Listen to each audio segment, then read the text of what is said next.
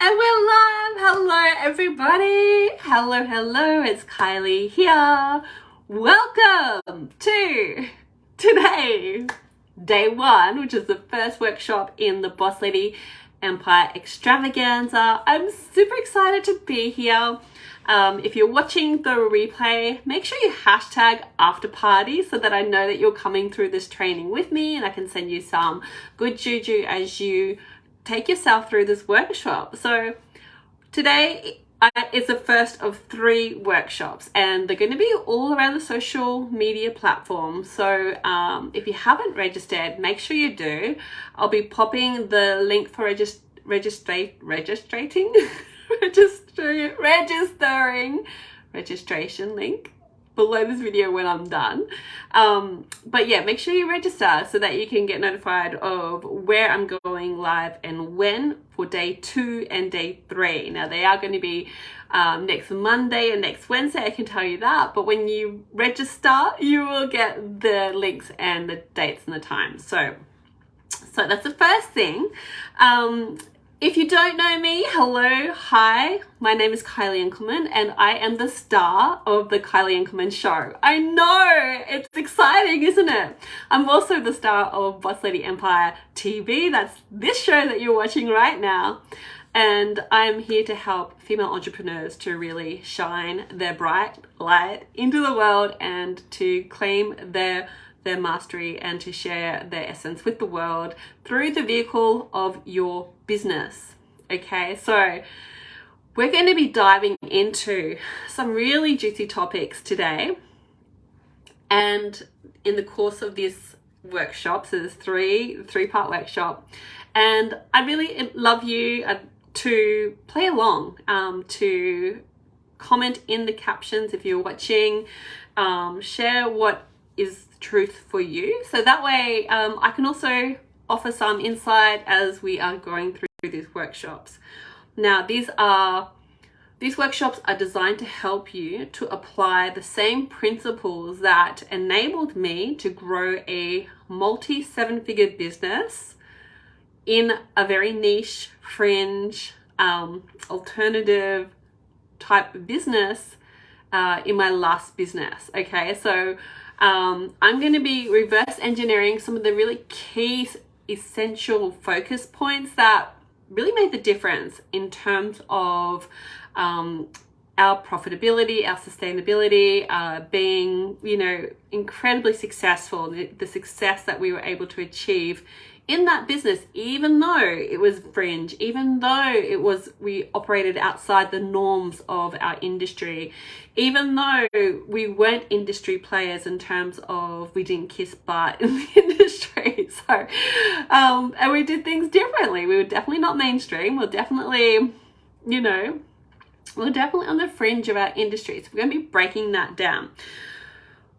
So I'm really excited to dive into this. I'm going to be just bringing out notes. I've got some notes with me. So today is workshop 1 and I'm going to be diving into this. So if you haven't got a pen, make sure you grab a pen, or just make sure you get your fingers ready and you can put your experience or your response into the comments below this video. I'd love that because I'd love to have the feedback and to see how this is landing.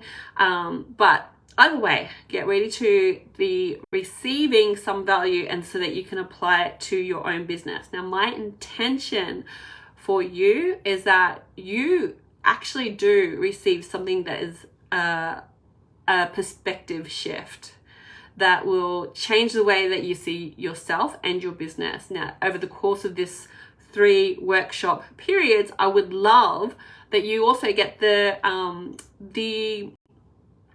insights that is really going to help you to bring a whole new energy and focus to your business. Now, I did see someone's here. I'm not getting any comments or anything at the moment, so I might just bring up my my page on my Facebook. I can see a Jade bubble. Hello, Jade. Thank you for being here. So lovely you could make it.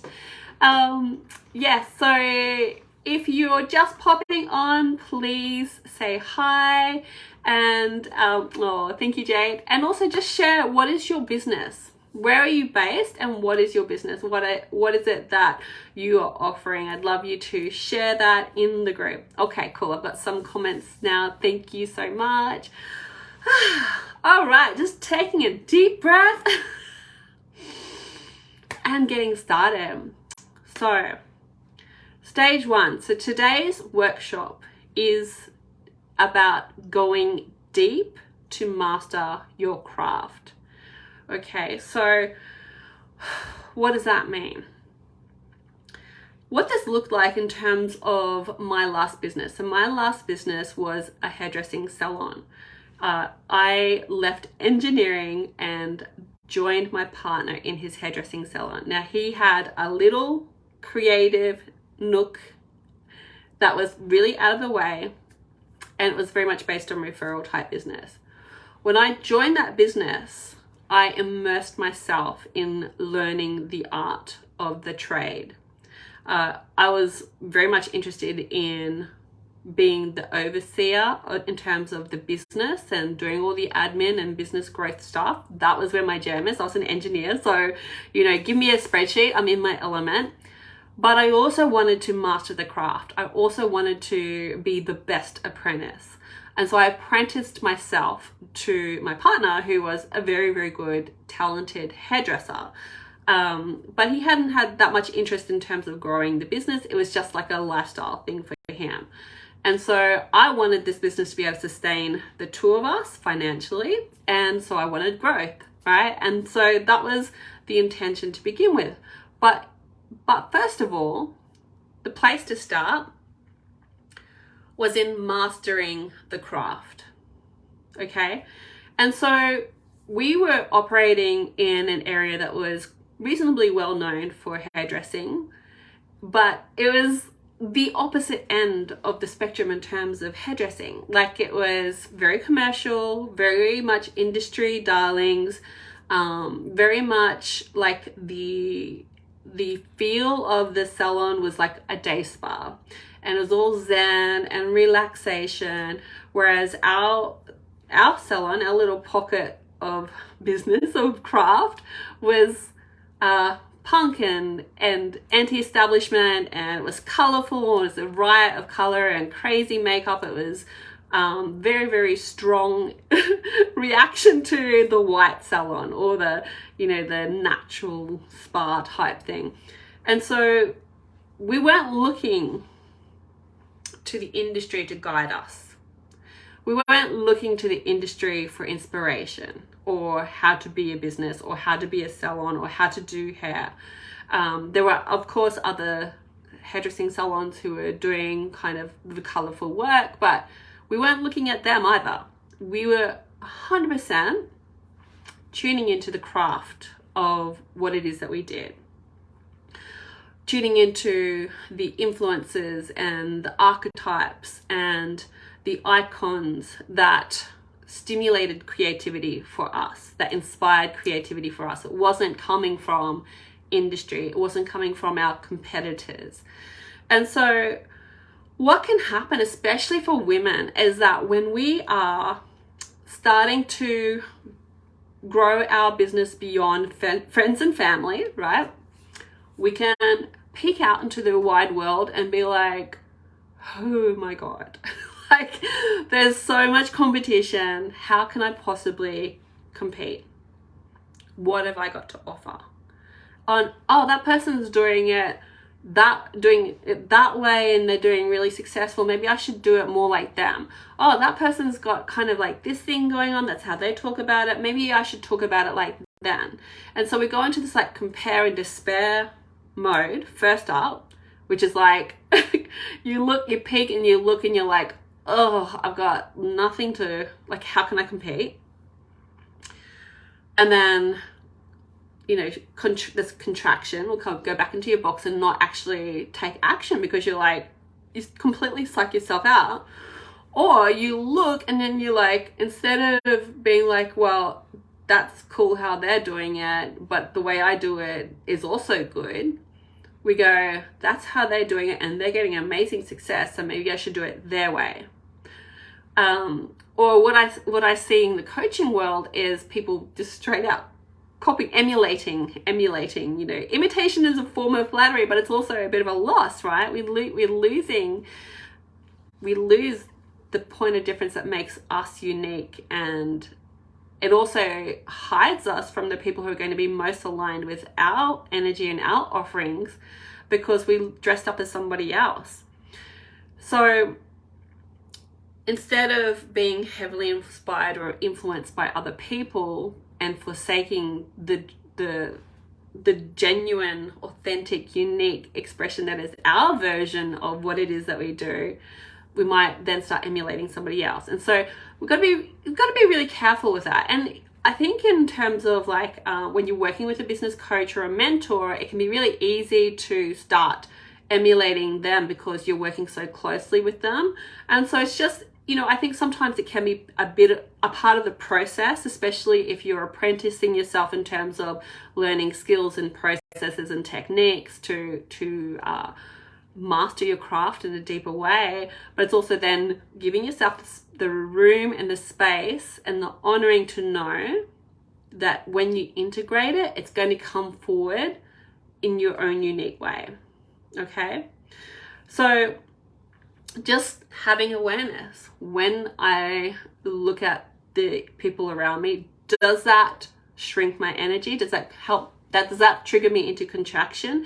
If so, put your blinkers on. It's not time for you to be looking at the industry. It's time for you to be deepening your mastery of your craft, whatever it might be, and really exploring it, being creative with it, really enjoying that creative process where you're not putting any pressure on yourself to try and compete with other people. And so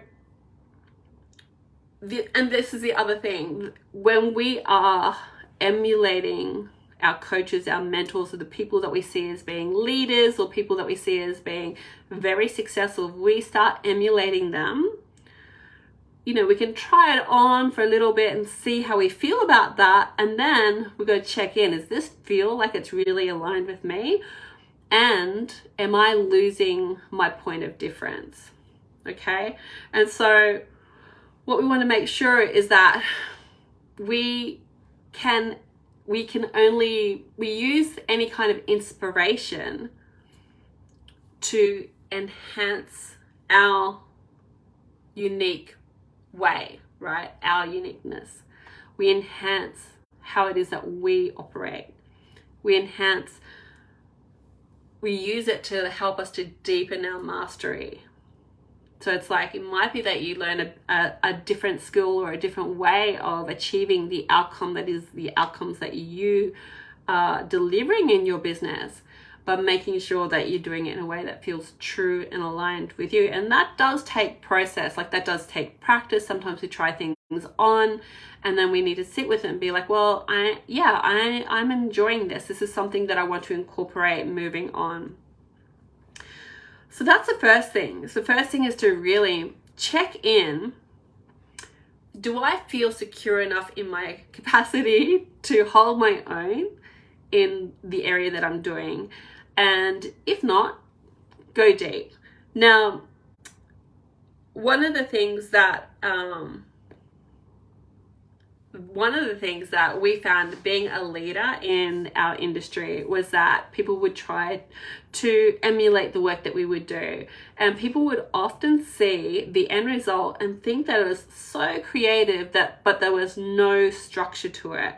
And so part of mastering your craft is to embrace the creativity and the structure that's going to support the creative expression. So what is your relationship with your systems? What is your relationship with the structures in your business? What is your relationship with the structures in your craft? Do you cut corners? Do you cut edges? Do you miss steps because you let the standard slide a little bit and then look at the outcome and then beat yourself up? Like, what is your relationship to structure? So in terms of hairdressing, like, we were doing very, very creative work, and we'd often have hairdressers come to us and be like, I want to learn from you. And we'd talk about the creative work that we do. as though they believed that there was no structure, that creativity meant that you could just go right on somebody's hair, like just go crazy with somebody's hair. But actually, the creativity that was part of creating someone's look was built upon the foundation of structure. So we mastered the foundational skills, mastered the very, very, basic different types of using our tools, and knowing what tools are appropriate for what situation, what tools will give what outcomes, and then being very creative in how we find and how we fine tune and how we utilize our tools, how we utilize our approaches to get the desired result that we know we want to achieve for our clients. And so there's often a disconnect between people in terms of their embracing creativity and having fun, and not having the discipline to really embrace the structure. And I don't take the word discipline lightly. To do hairdressing, there's a trade, there's an apprenticeship. If you're learning, if you're a crafts person, if you're a maker, if you're a therapist, there's a deep application of your energy and effort to be able to bring your services to your clients. And so that takes discipline to be able to do that, right? And so what we want to make sure is that we are respecting the structures that support our best work. And if there are structures that are a bit shaky or a bit wobbly, how can we strengthen them? How can we deepen that? And so for me, in terms of my current business, I do coaching, and I do intuitive coaching. So, one of the most common things that my clients say to me is that I have this, I bring the best of doing the internal work, which supports the external work in our business, right? So it's the identity work as well as the business strategy. It's the owning the fact that I have ambitions, I have drive, I have a vision that I'd like to achieve in my life, in my business, and in my wider life. Like, I want my business and my life to come together seamlessly. And there's a strategy for me to make that happen, and I'm embracing both. Because if you have a strategy and you don't have your internal relationship dialed in, then the strategy is not going to be implemented, because sabotage will take you out, doubt will take you out, second guessing will take you out, fear will stop you from taking that next action. And so we need to be doing both. And if we're all just like, oh yeah, my vibration is high and I feel good and I'm great, but then you're actually not got any grounded strategy to build the bridge between you and your clients and the results that you want to achieve for your clients, then you don't have a business, right? You need both. We need both. So that's often what my clients say is that we get a really nice balance of both and working with me. And I genuinely believe that, our business growth is equal parts. So it's equal parts identity work, equal parts strategy work and structure. So we want to bring those both there. In terms of, another example might be in terms of my healing work. I've done some very deep training in terms of energetic healing, in terms of facilitation, in terms of coaching. And I've done some really wildly deep shamanic training as well. And by applying myself and embracing the structure and working diligently with those trainings and the structures of those trainings, they're now evolved into they're just in me, like the codes are in me. Whereas before, like for example with my crystal dreaming, which is one of the shamanic therapies that I offer, there would be a full matrix would have to be created around and on the body, whereas now the code is in me. So it's like before I had the structure and I was using the structure diligently, and now the code of that structure is in me. So I am the crystal, and I can facilitate those kind of healings with the intention. And so this comes back to, like, the point of this particular aspect is that we embrace the structure to support the creativity. And too much creativity with not enough structure, it's going to impact your outcome. It's going to impact the results. Too much structure and not enough creativity, again, same thing. And so we want to have the sweet balance between embracing structure and enhancing our creativity, because really, and again, it's another way of saying it is like having the masculine and the feminine, right? So it's like the masculine is the structure, which creates the container for the feminine to flow. It holds the feminine. And so we want to be facilitating that in our business, in our lives, within ourselves. It's such an important relationship, because it really does help us to show up in an optimum way. So how's that landing? If you're watching, just let me know if that's landing. I'm just gonna take a sip of my tea. Might be talking a little bit fast. I'm a little nervous. Just a little bit.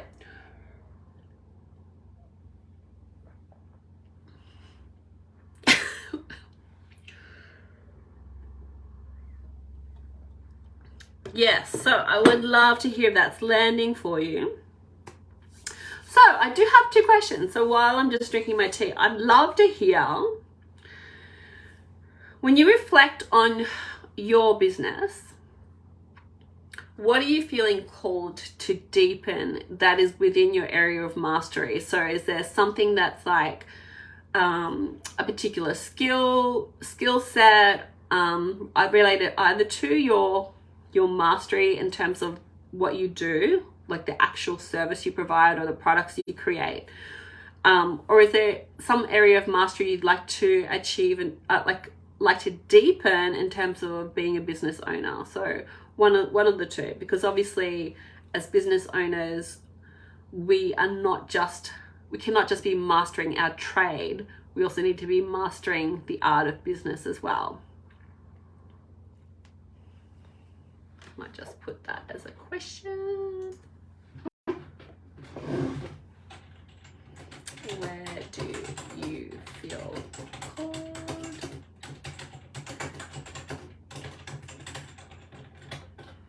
Okay. Let's see if that one comes up.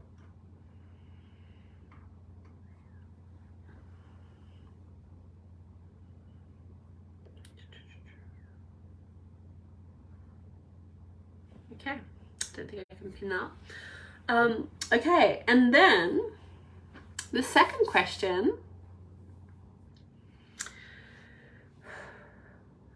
for you to reflect on is where do you look outside of yourself for growth or guidance or the next thing, right? So where are you looking to the industry for how to do what you do? Where are you looking to, your competitors perhaps that you might be emulating? Like, is there anywhere that you find yourself kind of looking outside of yourself to be like, how should I do something, instead of actually tuning into how do I want to do something? And so if you tune into that, I'm going to just write that down. So one question at a time.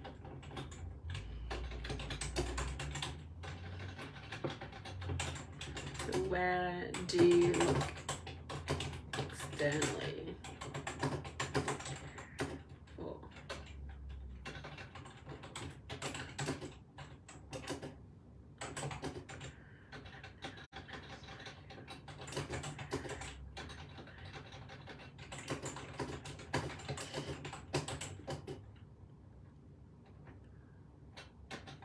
How to do your thing. Okay. And then if you tune into that, okay, say for example, say you might be looking outside of yourself in terms of how does my competitor, how does someone, a colleague or someone I know, talk about this part of the work that we do? How do they talk about it? So you might be looking at somebody else and listening to somebody else and hearing how they talk about what it is that you do as well. Like say that you both offer similar services. So you're hearing them, and what can happen is when you hear somebody else talking about something that you do, you can start thinking that that's the way that it should be talked about, right? Instead of pulling it back into my heart and being like, well, how do I want to talk about it? When I am thinking, like, when I've spoken about it to clients, what just naturally flows. And so if you're having conversations with your clients, and you hear yourself say something, just like capture it, put it down, put it in the notes on your phone, or make a little voice note and be like, just one moment, I just need to capture this, because that was a really perfect phrase or a really great way of explaining what it is I do, or explaining the outcome.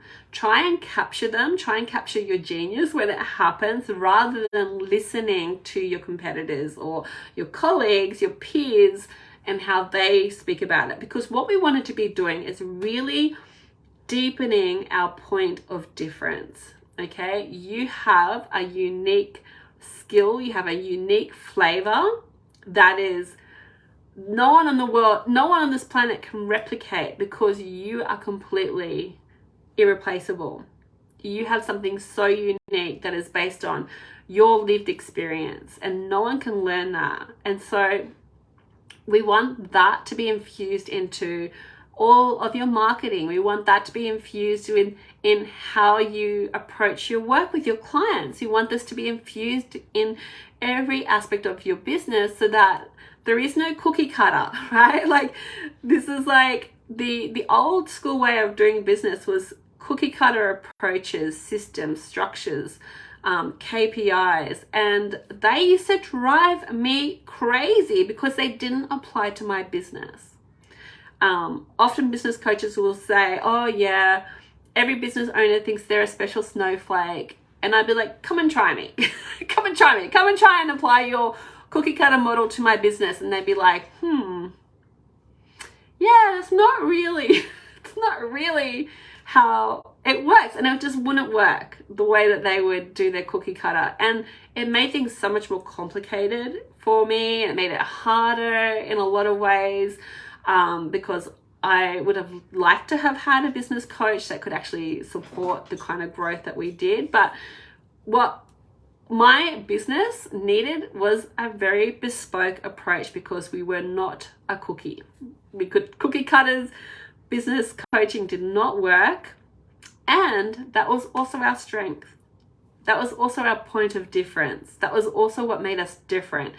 And people would come to our salon who did not want pink hair, who did not have a facial piercing or tattoo, who did not necessarily even like the type of music that we played, but they came because they didn't want to be treated like part of a production facility, right? They didn't want to be treated like a generic human. Even though their look may not have been like our branded look, they appreciated being part of a creative environment. And so this is the thing, like when you have a point of difference, it does repel people, but it also magnetizes people. And those, like, if there's no, like, you can't cookie cutter your ideal clients either, because it's like, you know, people aren't cookies either, right? Although I'm a clever cookie and you're a clever cookie for watching this right now. So we're clever cookies. Okay, so if you have any questions, if this is landing, let me know. I'd love to hear what's landing for you. And I'm just going to have another drink before we go into the next part of this deepening your mastery.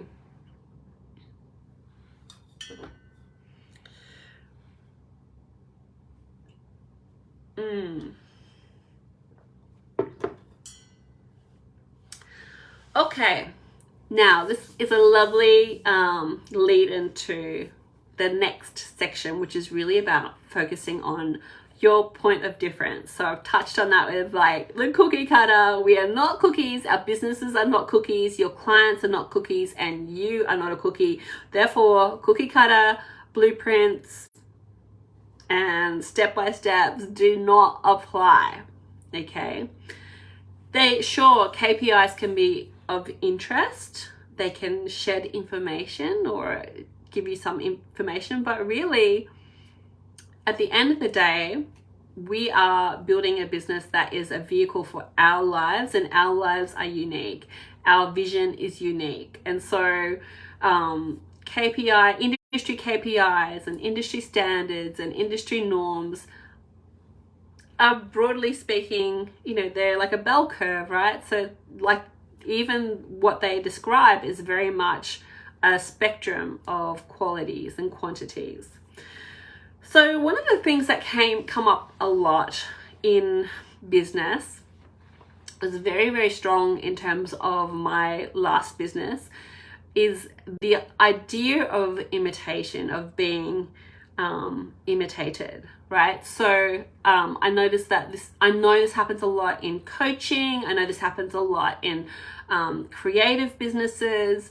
And for me, it was from my business, it was this tie-off, right? Because we went from being a very obscure business in a very obscure location with very little passing trade, and it was all very secret squirrel in terms of people finding their way to us, to, I built the first website and put a lot of our work on this website, and bam, bam, bam, all of a sudden, we were getting more clients coming in who knew what we did and were interested in the kind of work that we did. But it also showcased our work in a way that gave, the hairdressing industry a whole lot of style to copy.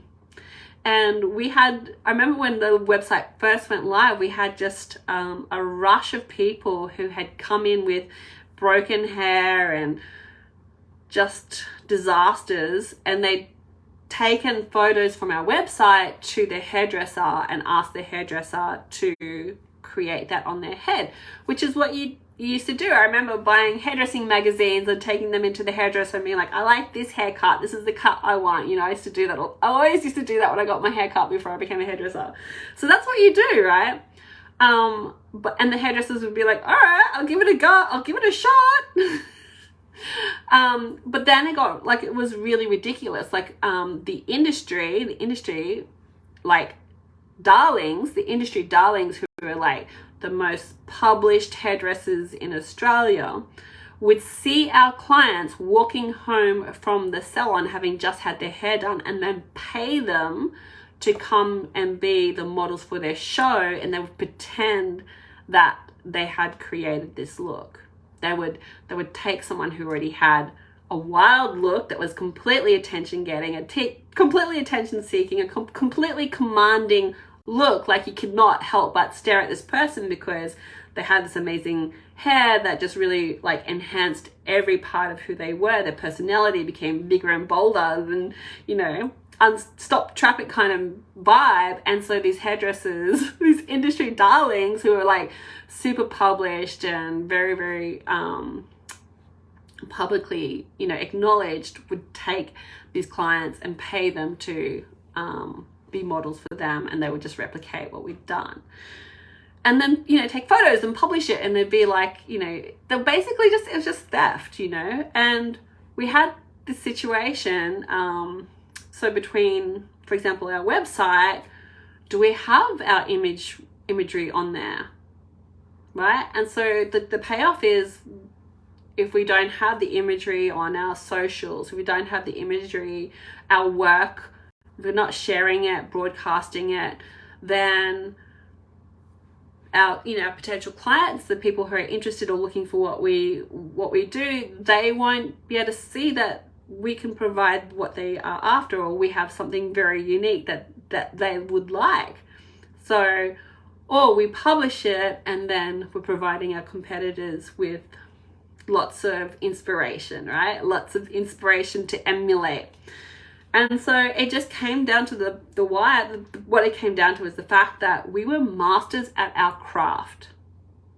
We had the foundational skills that were essential for creating amazing cuts, amazing colors, keeping the integrity of the hair, like performing the services to the 100th degree. And that work on its own could stand on its own 2 feet. People can try and emulate it, people can try and imitate it, but no one can replicate it, because our level of craftsmanship was above and beyond anybody else. And so this is the thing. This is why it's so important to find your magic. Find your magic. Deepen your magic. Like, be ruthlessly passionate about becoming the best at what you do.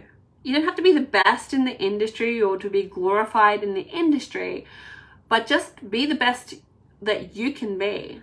Be the best at what you do. And find your magic, right? So this is like just such it takes your work from being like a job to being absolutely like a direction, a vehicle for you to channel your passion into, right? And so it doesn't feel like work. When you're mastering your craft, it doesn't feel like work, you know? It's like when you think about the leaders in our entertainment, like, you know, Beyonce, if you think about the actors who are at the top of their career, like the really good actors, it's like they are honing and refining their craft. They don't take it for granted. There's no point where you get to be like coasting. It's always evolving, always growing, always being on that vanguard, always leading it because you're so passionate about it.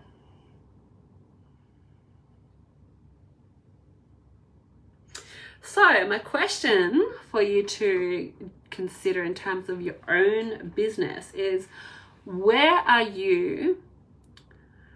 What is second nature to you? Like, what is it, just something that you just do that's part of how you deliver your service or your products? What is it that is just, it's just natural for you to do, but other people might look at it and be like, they might think it's really magical and amazing. So this will give you some hints about what is your point of difference. So what is just like super natural to you, super easy to you, but you get feedback along the lines of like, that was amazing, how do you do that? Like, that's really, so that's a good hint. So I'm going to put that into the question in the comments.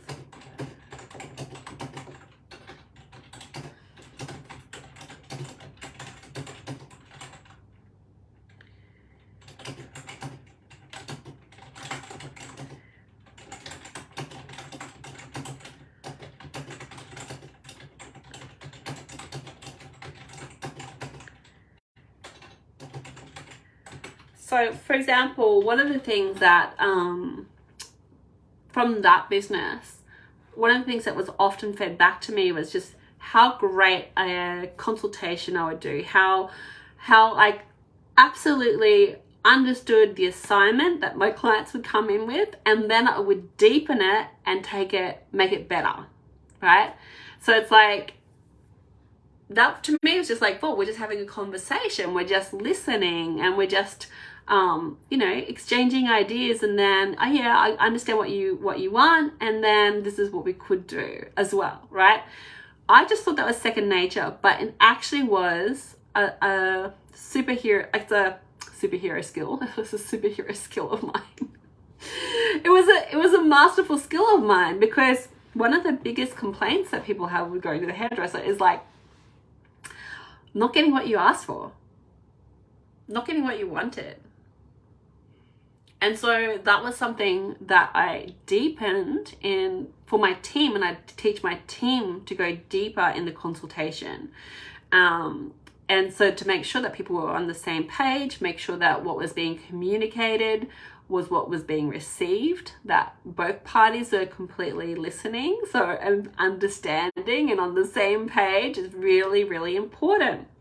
You know, another thing that people in my current business as a business coach, what people say to me is that you're just so good at marrying this internal deep work that we do on our identity and our energy and our self-belief, and being able to bring that into the realm of business and grounding it in our business, grounding it in our leadership in our business, and how we show up to our business and how we feel about our offers, our pricing, and the actions that we're taking, not just talking about, but the actions that we are actually taking to grow our business.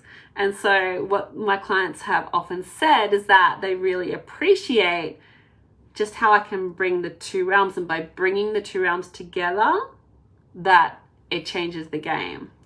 So what is it for you? What is it that's super like natural for you? It just comes as second nature to you, but it has been reflected back to you, or perhaps you've noticed that it's different to what other people in your industry do. So what is part of your point of difference? I'd love you to share that in the comments below so that I know exactly what to celebrate. What's your superhero skill? I'll celebrate that with you. Okay, we're moving on. We're going to take another bit of water because my throat's getting a little bit sore, a little bit raspy. Okay, now this is the last one. This last one is, it's in that flavor of the woo-woo and the practical. So this is really interesting. So the last one, I'm just going to say it and then I'll explain it. Okay, the last point to really deepen your mastery, to cultivate that point of difference within your business, so that what you are offering is not a cookie cutter, you know, offer, that there's something very, very magical and unique and powerful to you and your business, is to apprentice yourself to someone who has a level of mastery in the key areas that you desire to grow. Okay, so apprentice yourself to someone who has mastery in the areas that you desire to grow. So we don't talk about apprenticeships as much these days. You know, back in the olden days, that's what my son said when he's talking about when I'm growing up, when I was a kid. Back in the olden days, mummy, when you were a little girl. Back in the olden days, like I'm talking like maybe dark ages, you know, like apprentices and masters were very common. You know, the ironsmith, the blacksmith would have an apprentice. And that's how people learn to trade. That's how they learn to craft. The alchemists were masters and they had apprentices and they would pass on their wisdom.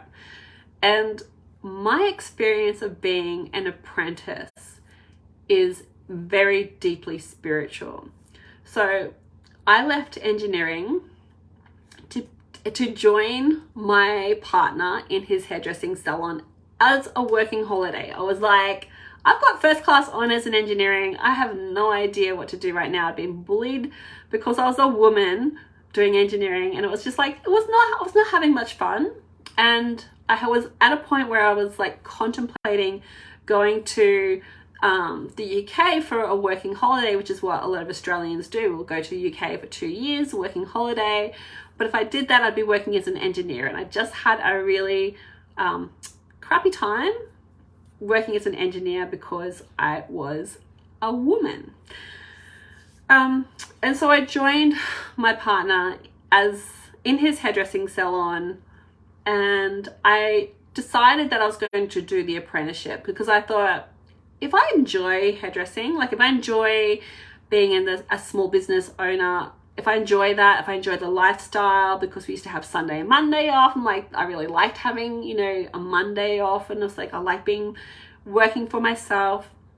If I enjoy this, then I might as well make this time count. So I went from my engineering job to TAFE. So I finished up my engineering job on the Friday, and the following Tuesday I was in TAFE with 13, 14, 15-year-old girls.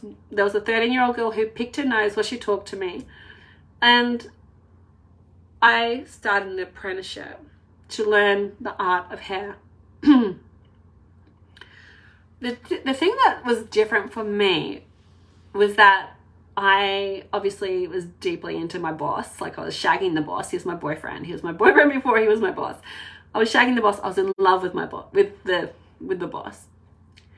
And so every night for 2 years, as I was doing my apprenticeship, and I was like working in the salon, then I would do training nights afterwards to, you know, I'd bring somebody in and he'd take me through a haircut or take me through a color application. Then every night I would dream hair from the moment my head hit the pillow to the moment I woke up.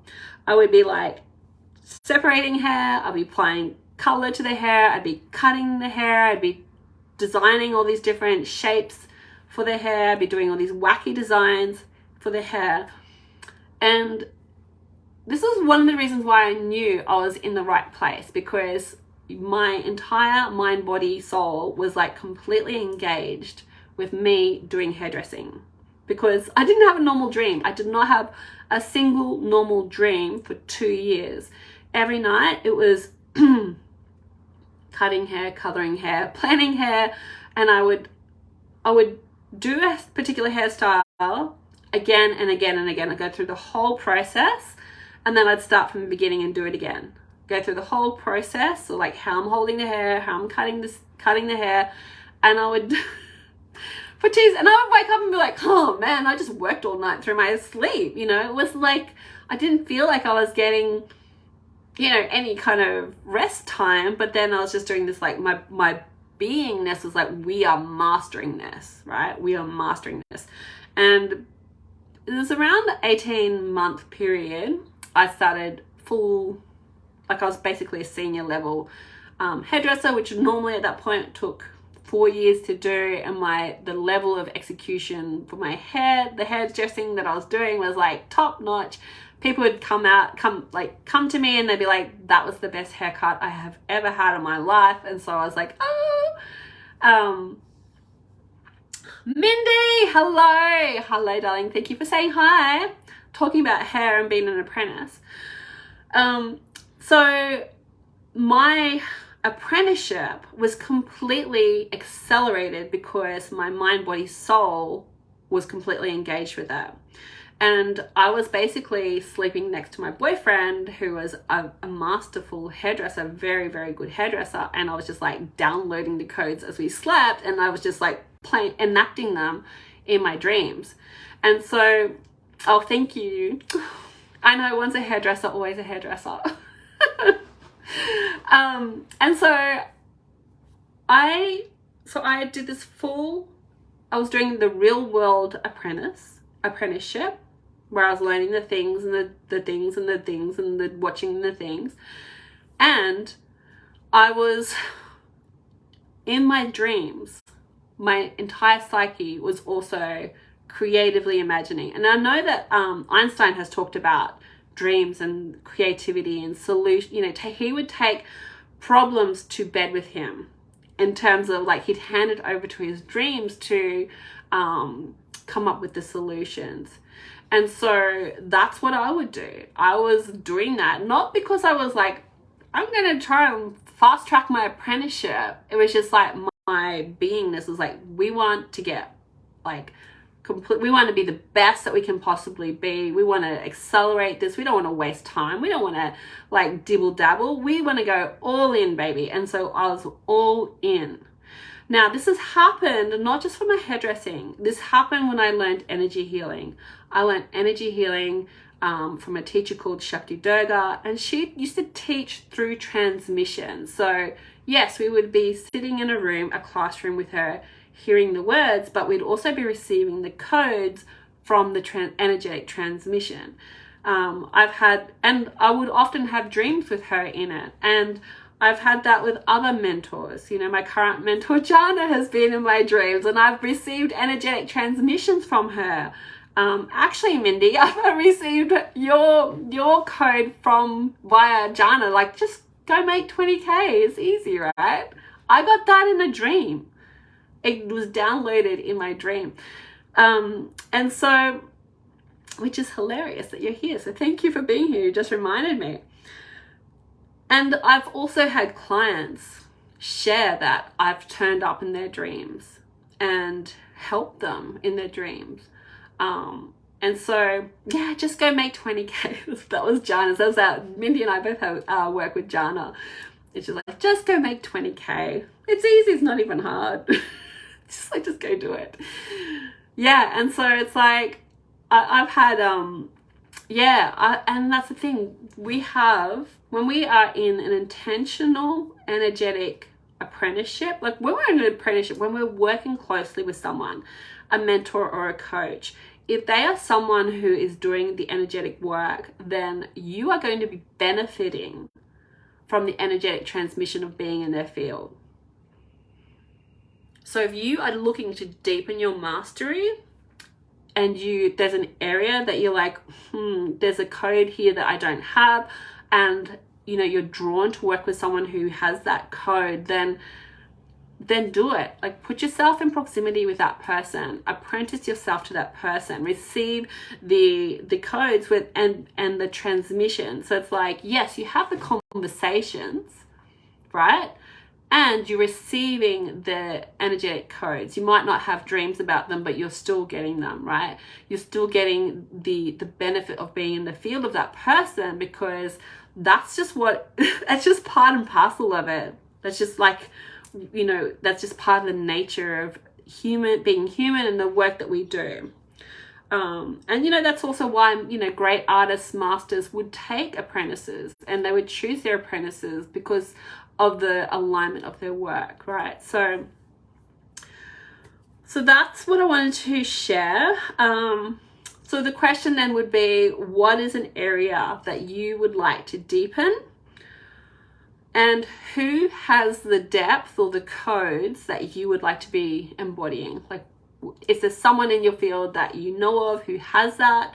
What is the area within yourself that you've noticed that you kind of skim around the edges of, like that there's a bit there that you're not feeling super confident or fully expressed in that particular area?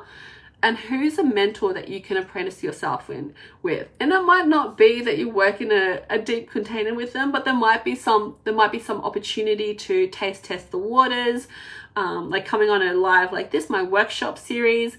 This is an opportunity to taste the energetic alignment. How does it feel to be in my field? How does it feel to receive the spoken word, the transmission, like the spoken word, what I'm actually saying, and as well as the energetic transmission of being in my world.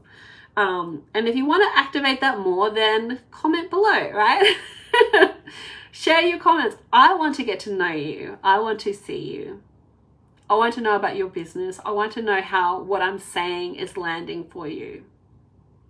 And I would love you to come to my next 2 workshops, which are on Monday and Wednesday next week. Okay, so obviously if you're watching this, you're someone who is devoted to and dedicated to deepening your craft and growing your business and achieving your dreams and being all that you have come to be. So please make sure you register for the next 2 workshops. If you've already registered for this one, you'll automatically get the emails for the next 2. But come along and create this space in your day to be able to receive these codes, because these 3 codes that we'll be covering over this today and the next 2 workshops can be immediately applied to your business. And you don't need anything special to be able to do that. You just need to be able to create the time and space and to really reflect on how these apply to you. And these really do change the game. What I'm talking about really does change the game in terms of the business you're creating, the clients that you attract, the money and revenue that you can create in your business, and also how it all comes together in terms of the bigger picture of your life, like how you feel about your business. Does it set you, like, does it light you up? Does it set your pants on fire? It's like, does it light you up? Is it something that you can invest your passion and your drive and all your delicious energy into? Because it should be, because we spend so much time devoted to our business and to our clients. It absolutely should be something that inspires you to bring the best of you forward. So that is the wrap up for today. If you are interested in working with me closer, I do have a new version, a new upgraded Mark II for Boss Lady Empire, which is my signature program. We are starting in August. I'd love to see you there. I have 3 places that are available at a very limited time offer. It's 3333 for a 12-week program. Now, this program is normally $7,000 US. So it is a special offer because I am revamping the whole program, and you'll also get the trainings from the original program as well. So there's a lot included in this. And what it is, it's a 12-week group coaching program with one-to-one private sessions as well. So it's a very, very robust program designed to get you where you want to be, taking the action that you know to take, feeling amazing about yourself, cultivating that deep confidence and self-trust as you grow your business.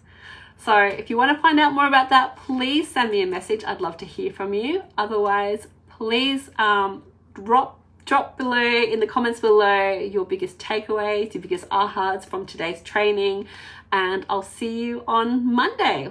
All right. Thank you so much for being here. Big love. Bye.